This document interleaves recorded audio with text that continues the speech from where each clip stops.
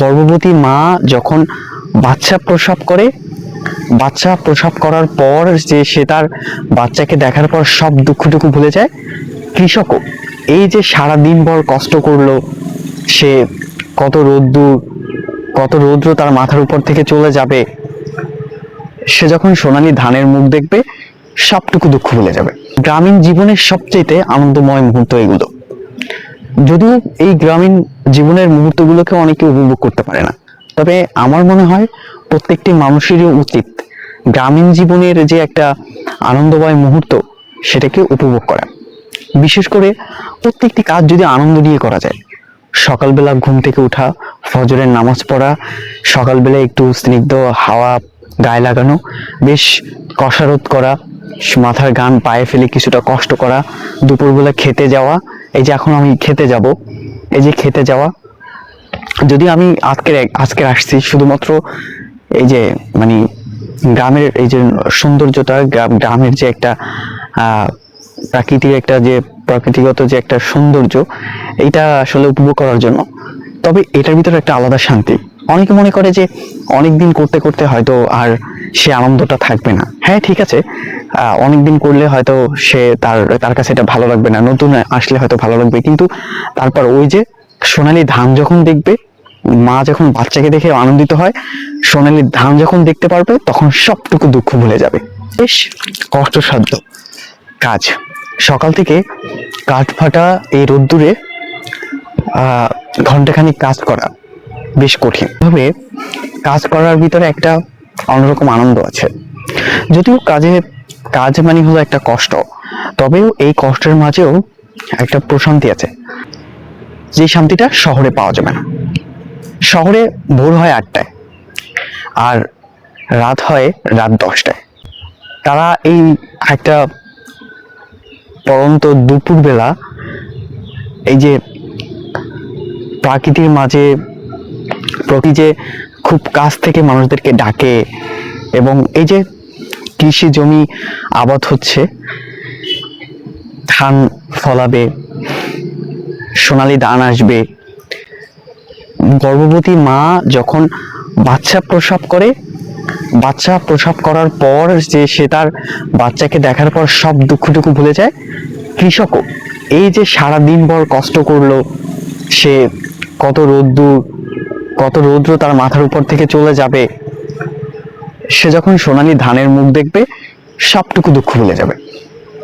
তার জীবনে আর কোনো দুঃখই থাকবে না, কারণ এই সোনালী ধান তার সবটুকু দুঃখ, সবটুকু কষ্ট ভুলিয়ে দিবে। এই গ্রামীণ জীবনের সবচেয়ে আনন্দময় মুহূর্ত এগুলো। যদিও এই গ্রামীণ জীবনের মুহূর্তগুলোকে অনেকে উপভোগ করতে পারে না, তবে আমার মনে হয় প্রত্যেকটি মানুষেরই উচিত গ্রামীণ জীবনের যে একটা আনন্দময় মুহূর্ত সেটাকে উপভোগ করা।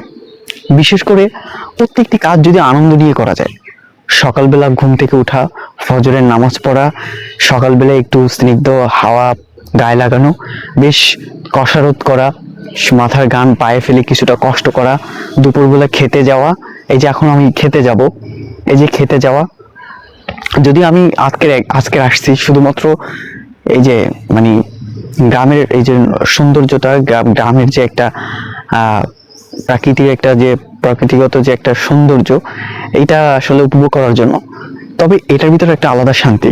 অনেকে মনে করে যে অনেকদিন করতে করতে হয়তো আর সে আনন্দটা থাকবে না। হ্যাঁ, ঠিক আছে, অনেকদিন করলে হয়তো সে তার কাছে এটা ভালো লাগবে না, নতুন আসলে হয়তো ভালো লাগবে, কিন্তু তারপর ওই যে সোনালী ধান যখন দেখবে, মা যখন বাচ্চাকে দেখে আনন্দিত হয়, সোনালী ধান যখন দেখতে পারবে তখন সবটুকু দুঃখ ভুলে যাবে।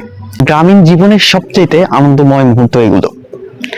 যদিও এই গ্রামীণ জীবনের মুহূর্তগুলোকে অনেকে উপভোগ করতে পারে না, তবে আমার মনে হয় প্রত্যেকটি মানুষেরই উচিত গ্রামীণ জীবনের যে একটা আনন্দময় মুহূর্ত সেটাকে উপভোগ করা।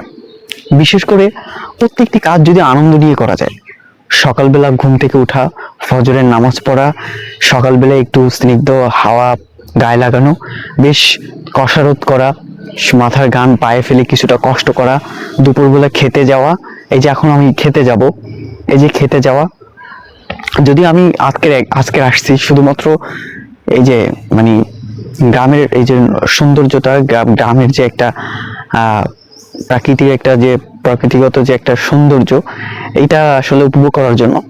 তবে এটার ভিতরে একটা আলাদা শান্তি। অনেকে মনে করে যে অনেকদিন করতে করতে হয়তো আর সে আনন্দটা থাকবে না। হ্যাঁ ঠিক আছে, অনেকদিন করলে হয়তো সে তার কাছে এটা ভালো লাগবে না, নতুন আসলে হয়তো ভালো লাগবে, কিন্তু তারপর ওই যে সোনালী ধান যখন দেখবে, মা যখন বাচ্চাকে দেখে আনন্দিত হয়, সোনালী ধান যখন দেখতে পারবে তখন সবটুকু দুঃখ ভুলে যাবে। এটাই হলো গ্রামীণ জীবনের সবচেয়ে আনন্দময় এবং গ্রামীণ জীবনের সুন্দর সময়টুকু, যেটুকু শহরে কোথাও পাওয়া যাবে না। এই যে কোনো কোলাহল নেই, নেই গাড়ির হর্ন আওয়াজ, প্রাকৃতির মাঝে গরু ঘাস খাচ্ছে, হ্যাঁ পাখিরা তার নিজস্ব তার মনোমতো উঠতেছে আকাশে, হ্যাঁ মানুষ তার নিজের কাজটুকু সে গুছিয়ে করতেছে। এই যে এর ভিতরে একটা আনন্দ।